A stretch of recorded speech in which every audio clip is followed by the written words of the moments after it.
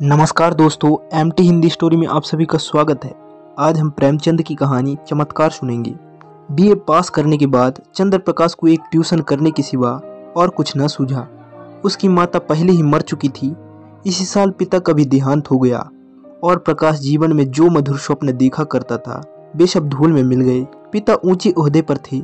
उनकी कोशिश से चंद्र प्रकाश को कोई अच्छी जगह जॉब मिलने की पूरी आशा थी, पर वे सब मंसूबे धरे के धरे रह गए और अब गुजर बसर के लिए महीनों की ट्यूशन रह गई। पिता ने कुछ संपत्ति भी ना छोड़ी, उल्टे बधू का बोझ और सिर पर लाद दिया। और स्त्री भी मिली तो पढ़ी लिखी, शौकीन, जवान की तेज, जिसे मोटा खाने और मोटा पहनने से मर जाना कबूल था। चंद्र प्रकाश को 30 की नौकरी करते शर्म तो आई, लेकिन ठाकुर साहब ने रहने का स्थान देकर उसके आंसू पोंछ दिए। यह मकान ठाकुर साहब के मकान से बिल्कुल मिला हुआ था, पक्का, हवादार, साफ सुथरा और जरूरी सामान से लैस। ऐसा मकान 20 से कम पर ना मिलता। काम केवल 2 घंटों का। लड़का तो लगभग उन्हीं की उम्र का, पर बड़ा कुंदजीहन, कामचोर, अभी 9वें दर्जे में पढ़ता था। सबसे बड़ी बात यह कि ठाकुर और ठकुराइन दोनों प्रकाश का बहुत आदर करते थे, बल्कि उसे लड़का ही समझते थे। वह नौकर नहीं, घर का आदमी था और घर के हर एक मामले में उसकी सलाह ली जाती थी। ठाकुर साहब अंग्रेजी नहीं जानते थे। उनकी समझ में अंग्रेजी जानने वाला लड़का उनसे ज्यादा बुद्धिमान, चतुर और तजुर्बेकार था। संध्या का समय था। प्रकाश ने अपने शिष्य वीरेंद्र को पढ़ाकर छड़ी उठाई तो ठकुराइन ने आकर कहा, अभी ना जाओ बेटा, जरा मेरे साथ आओ, तुमसे कुछ सलाह करनी है। प्रकाश ने मन में सोचा, आज कैसी सलाह है, वीरेंद्र के सामने क्यों नहीं कहा। उसे भीतर ले जाकर रमा देवी ने कहा, तुम्हारी क्या सलाह है? बीरू का ब्याह कर दूं? एक बहुत अच्छे घर से संदेशा आया है। प्रकाश ने मुस्कुराकर कहा, यह तो बीरू बाबू ही से पूछिए। नहीं, मैं तुमसे पूछती हूँ। प्रकाश ने असमंजस में पड़कर कहा, मैं इस विषय में क्या सलाह दे सकता हूँ? उनका 20वां साल तो है, लेकिन यह समझ लीजिए कि पढ़ना हो चुका तो अभी ना करूं, यही सलाह है, जैसे आप उचित समझें। मैंने तो दोनों बातें कह दी तो कर डालूं। मुझे यही डर लगता है कि लड़का कहीं बहक न जाए। मेरे रहते उसकी तो आप चिंता ना करें। हाँ, इच्छा हो तो कर डालिए, कोई हरज भी नहीं है। सब तैयारियां तुम्ही को करनी पड़ेगी, यह समझ लो। तो मैं इनकार कब करता हूँ। रोटी की खैर मनोन वाले शिक्षित युवकों में एक प्रकार की दुविधा होती है जो उन्हें अप्रिय सत्य कहने से रोकती है। प्रकाश में भी यही कमजोरी थी। बात पक्की हो गई और विवाह की तैयारी होने लगी। ठाकुर साहब उन मनुष्यों में थे जिन्हें अपने ऊपर विश्वास नहीं होता। उनकी निगाह में प्रकाश की डिग्री उनके 60 साल के अनुभव से कहीं मूल्यवान थी। विवाह का सारा आयोजन प्रकाश के हाथों में था। 10-12 हजार रुपये खर्च करने का अधिकार कुछ कम गौरव की बात न थी। देखते देखते फटेहाल युवक जिम्मेदार मैनेजर बन बैठा। कहीं कपड़े वाला उसे सलाम करने आया है, कहीं मोहल्ले का बनिया घेरे हुए है, कहीं गैस और सामियाने वाला उसकी खुशामद कर रहा है। वह चाहता तो 200-400 रुपये बड़ी आसानी से बना लेता, लेकिन इतना नीच ना था। फिर उसके हाथ क्या दगा करता जिसने सब कुछ उसी पर छोड़ दिया था। पर जिस दिन उसने 5000 के जेवर खरीदे, उस दिन उसका मन चंचल हो उठा। घर आकर चंपा से बोला, हम तो यहाँ रोटिये के मोहताज हैं और दुनिया में ऐसे आदमी पड़े हैं जो हजारों लाखों रुपये के जेवर बनवा डालते हैं। ठाकुर साहब ने आज बहू के चढ़ावे के लिए 5000 के जेवर खरीदे। ऐसी ऐसी चीजें जिसे देखकर आंखें ठंडी हो जाए। सच कहता हूँ, बाकी चीजों पर तो आंख नहीं ठहरती थी। चंपा ईर्ष्या जनित विराग से बोली, ओह, हमें क्या करना है? जिन्हें ईश्वर ने दिया है वे पहने। यहाँ तो रोकर मरने ही के लिए पैदा हुए हैं। चंद्र प्रकाश इन्हीं लोगों की मौज है। न कामना न धामना, बाप दादा छोड़ गए हैं, मजे से खाते और चैन करते हैं। इसी से कहता हूँ, ईश्वर बड़ा अन्यायी है। चंपा, अपना अपना पुरुषार्थ है, ईश्वर का क्या दोष? तुम्हारे बाप दादा छोड़ गए होते तो तुम भी मौज करते। यहाँ तो रोटियां चलाना मुश्किल है, गहने कपड़े को कौन रोई, और ना इस जिंदगी में कोई ऐसी आशा ही है। कोई गत की साड़ी भी नहीं रही कि किसी भले आदमी के घर जाऊं तो पहन लूं। मैं तो इसी सोच में हूँ कि ठकुराइन के ब्याह में कैसे जाऊंगी। सोचती हूँ बीमार पड़ जाती तो जान बचती। यह कहते कहते चंपा की आंख भर आई। प्रकाश ने तसल्ली दी, साड़ी तुम्हारे लिए लाऊं? अब क्या इतना भी ना कर सकूंगा? मुसीबत की ये दिन क्या सदा बने रहेंगे? जिंदा रहा तो एक दिन तुम सिर से पांव तक जेवरों से लदी रहोगी। चंपा मुस्कुराकर बोली, चलो, ऐसी मन की मिठाई मैं नहीं खाती। निबाह होता जाए यही बहुत है, गहनों की साध नहीं है। प्रकाश ने चंपा की बातें सुनकर लज्जा और दुख से सिर झुका लिया। चंपा उसे इतना पुरुषार्थहीन समझती है। रात को दोनों भोजन करके लेटे तो प्रकाश ने फिर गहनों की बात छेड़ी। गहने उसकी आंखों में बसे हुए थे। इस शहर में ऐसे बढ़िया गहने बनते हैं, मुझे इसकी आशा ना थी। चंपा ने कहा, कोई और बात करो, गहनों की बात सुनकर जी जलता है। वैसी चीजें तुम पहनो तो रानी मालूम होने लगो। गहनों से क्या सुंदरता बढ़ जाती है। तो ऐसी बहुत सी औरतें देखी है जो गहने पहनकर भद्दी दिखने लगती है। ठाकुर साहब भी मतलब के यार हैं। यह ना हुआ कि कहते इसमें से कोई चीज चंपा के लिए भी लेते जाओ। तुम भी कैसी बच्चों सी बातें करते हो, इसमें बचपने की क्या बात है। कोई उदार आदमी कभी इतनी कृपणता न करता। मैंने तो कोई ऐसी उदार आदमी नहीं देखा जो अपनी बहू के गहने किसी गैर को दे दे। मैं गैर नहीं हूँ, हम दोनों एक ही मकान में रहते हैं। मैं उनके लड़के को पढ़ाता हूँ और शादी का सारा इंतजाम कर रहा हूँ। अगर 100-200 की कोई चीज दे देते तो वह निष्फल ना जाती, मगर धनवानों का हृदय धन के भार से दबकर सिकुड़ जाता है। उसमें उदारता के लिए स्थान ही नहीं रहता। रात के 12 बज गए हैं, फिर भी प्रकाश को नींद नहीं आती।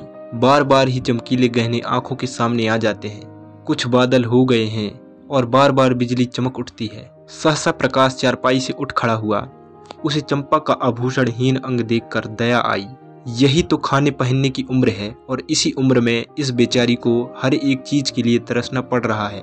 वह दबे पांव कमरे से बाहर निकलकर छत पर आया। ठाकुर साहब की छत इस छत से मिली हुई थी। बीच में एक 5 फीट ऊंची दीवार थी। वह दीवार पर चढ़कर ठाकुर साहब की छत पर आहिस्ता से उतर गया। घर में बिल्कुल सन्नाटा था। उसने सोचा पहले जीने से उतरकर ठाकुर साहब के कमरे में चलूं। अगर वह जाग गए तो जोर से हंसूंगा और कहूंगा, कैसा चकरा दिया। यह कह दूंगा, मेरे घर की छत से कोई आदमी इधर आता दिखाई दिया, इसलिए मैं भी उसके पीछे पीछे आया कि देखूं यह क्या करता है। अगर संदूक की कुंजी मिल गई तो फिर पता है किसी को मुझ पर संदेह ही ना होगा। सब लोग नौकर पर संदेह करेंगे। मैं भी कहूंगा, साहब नौकरों की हरकत है, इन्हें छोड़कर और कौन ले जा सकता है। मैं बेदाग बच जाऊंगा। शादी के बाद कोई दूसरा घर लूंगा, फिर धीरे धीरे एक एक चीज चंपा को दूंगा जिसमें उसे कोई संदेह ना हो। फिर वह जीने से उतरने लगा तो उसकी छाती धड़क रही थी। धूप निकल आई थी। प्रकाश अभी सो रहा था कि चंपा ने उसे जगाकर कहा, बड़ा गजब हो गया। रात को ठाकुर साहब के घर में चोरी हो गई। चोर गहने की संदूकची उठा ले गया। प्रकाश ने पड़ी पड़ी पूछा, किसी ने पकड़ा नहीं चोर को? किसी को खबर भी नहीं हुई और वह संदूकची ले गया। इसमें ब्याह के गहने रखे थे। ना जाने कैसी कुंजी उड़ा ली और ना जाने कैसे उसे मालूम हुआ कि इस संदूक में गहने रखे हैं। नौकरों की कार्रवाई होगी। बाहरी चोर का यह काम नहीं है। नौकर तो उनके तीनों पुराने हैं। नियत बदलते क्या देर लगती है। आज मौका देखा, उठा ले गए। तुम जाकर जरा उन लोगों को तसल्ली तो दो। ठकुराइन बेचारी रो रही थी। तुम्हारा नाम ले लेकर कहती थी कि बेचारा महीनों इन गहने के लिए दौड़ा, एक एक चीज अपने सामने जचवाई और चोर दाढ़ीदारों ने उसकी सारी मेहनत पर पानी फेर दिया। प्रकाश चटपट उठ बैठा और घबराता हुआ सा जाकर ठकुराइन से बोला, यह तो बड़ा अनर्थ हो गया माताजी। मुझसे तो अभी अभी चंपा ने कहा। ठाकुर साहब सिर पर हाथ रखे बैठे हुए थे। बोले, कहीं सेंध नहीं, कोई ताला नहीं टूटा, किसी दरवाजे की चूल नहीं उतरी। समझ में नहीं आता चोर आया किधर से। ठकुराइन ने रोकर कहा, मैं तो लुट गई भैया। ब्याह सिर पर खड़ा है, कैसे क्या होगा भगवान। तुमने दौड़ धूप की थी तब कहीं जाके चीजें आई थी। ना जाने किस मनहूस शायद से लग्न आई थी। प्रकाश ने ठाकुर साहब के कान में कहा, मुझे तो किसी नौकर की शरारत मालूम होती है। ठकुराइन ने विरोध किया, अरे नहीं भैया, नौकरों में ऐसा कोई नहीं। 10-10 हजार रुपये यों ही ऊपर रखे रहते थे, कभी एक पाई भी नहीं गई। ठाकुर साहब ने नाक सिकोड़कर कहा, तुम क्या जानो, आदमी का मन कितना जल्द बदल जाया करता है। जिसने अब तक चोरी नहीं की वह कभी चोरी ना करेगा, यह कोई नहीं कह सकता। मैं पुलिस में रिपोर्ट करूंगा और एक एक नौकर की तलाशी करवाऊंगा। कहीं माल उड़ा दिया होगा। जब पुलिस के जूते पड़ेंगे तो आप ही कबूलेंगे। प्रकाश ने पुलिस का घर में आना खतरनाक समझा। कहीं उन्हीं के घर में तलाशी ले तो अनर्थ ही हो जाए। बोले, पुलिस में रिपोर्ट करना और तहकीकात कराना व्यर्थ है। पुलिस माल तो ना बरामद कर सकेगी। हाँ, नौकरों को मारपीट भले ही लेगी, कुछ नजर भी उसे चाहिए, नहीं तो कोई दूसरा ही श्वांग खड़ा कर देगी। मेरी तो सलाह है कि एक एक नौकर को एकांत में बुलाकर पूछा जाए। ठाकुर साहब ने मुंह बनाकर कहा, तुम भी क्या बच्चों की सी बात करते हो प्रकाश बाबू। भला चोरी करने वाला अपने आप कबूलेगा, तुम मारपीट भी तो नहीं करते। हाँ, पुलिस में रिपोर्ट करना मुझे भी फजूल मालूम होता है। माल बरामद होने से रहा, उल्टे महीनों की परेशानी हो जाएगी। प्रकाश, लेकिन कुछ ना कुछ तो करना ही पड़ेगा। ठाकुर, कोई लाभ नहीं। हाँ, अगर कोई खुफिया पुलिस हो जो चुपके चुपके पता लगावे तो अलबत्ता माल निकल आए, लेकिन यहाँ ऐसा पुलिस कहाँ, तकदीर ठोंक कर बैठ रहो और क्या। प्रकाश, आप बैठ रहिए, लेकिन मैं बैठने वाला नहीं। मैं इन्हीं नौकरों के सामने चोर का नाम निकलवाऊंगा। ठकुराइन, नौकर पर मुझे पूरा विश्वास है, किसी का नाम निकल भी आए तो मुझे संदेह ही रहेगा। किसी बाहर के आदमी का काम है, चाहे जिधर से आया हो, पर चोर आया बाहर से, तुम्हारे कोठे से भी तो आ सकता है।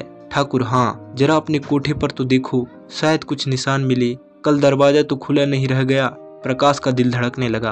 बोला, मैं तो 10 बजे द्वार बंद कर लेता हूँ। हाँ, कोई पहले से मौका पाकर कोठे पर चला गया हो और वहाँ छिपा बैठा हो तो बात दूसरी है। तीनों आदमी छत पर गए तो बीच की मुडेर पर किसी के पांव के रगड़ के निशान दिखाई दिए। जहाँ पर प्रकाश का पांव पड़ा था, वहाँ का चूना लग जाने के कारण छत पर पांव का निशान पड़ गया था। प्रकाश की छत पर जाकर मुंडेर की दूसरी तरफ देखा तो वैसा ही निशान वहां भी दिखाई दिया। ठाकुर सिर झुकाए खड़े थे, संकोच के मारे कुछ कह ना सकते थे। प्रकाश ने उनके मन की बात खोल दी। इससे तो स्पष्ट होता है कि चोर मेरे घर में से ही आया है, अब तो कोई संदेह ही नहीं रहा। ठाकुर साहब ने कहा, हाँ, मैं भी यही समझता हूँ, लेकिन इतना पता लग जाने से ही क्या हुआ, माल तो जाना था सो गया। अब चलो आराम से बैठें, आज रुपये की कोई फिक्र करनी होगी। प्रकाश, मैं आज ही वह घर छोड़ दूंगा। ठाकुर, क्यों, इसमें तुम्हारा कोई दोष नहीं। प्रकाश, आप कहें, लेकिन मैं समझता हूँ मेरे सिर बड़ा भारी अपराध लग गया। मेरा दरवाजा 9-10 बजे तक खुला ही रहता है। चोर ने रास्ता देख लिया, संभव है 2-4 दिन में फिर आ घुसे। घर में अकेली एक औरत सारी घर की निगरानी नहीं कर सकती। इधर वह तो रसोई में बैठी है, उधर कोई आदमी चुपके से ऊपर उठ इधर वह तो रसोई में बैठी है, उधर कोई आदमी चुपके से ऊपर चढ़ जाए तो जरा भी आहट नहीं मिल सकती। मैं घूम घाम कर कभी 9-10 बजे आया, कभी 10 बजे, और शादी के दिनों में तो देर होती ही रहेगी। उधर का रास्ता बंद हो जाना चाहिए। मैं तो समझता हूँ इस चोरी की सारी जिम्मेदारी मेरे सिर है। तुम चले जाओगे भैया, तब तो घर और भाड़ खाएगा। प्रकाश, कुछ भी हो माताजी, मुझे बहुत जल्द घर छोड़ना ही पड़ेगा। मेरी गफलत से चोरी हुई, उसका मुझे प्रायश्चित करना ही पड़ेगा। दोस्तों, अगर आपको ये कहानी अच्छी लगी हो तो लाइक, शेयर और कमेंट कीजिए, और ऐसे ही नई वीडियो के लिए चैनल को सब्सक्राइब कर लीजिए।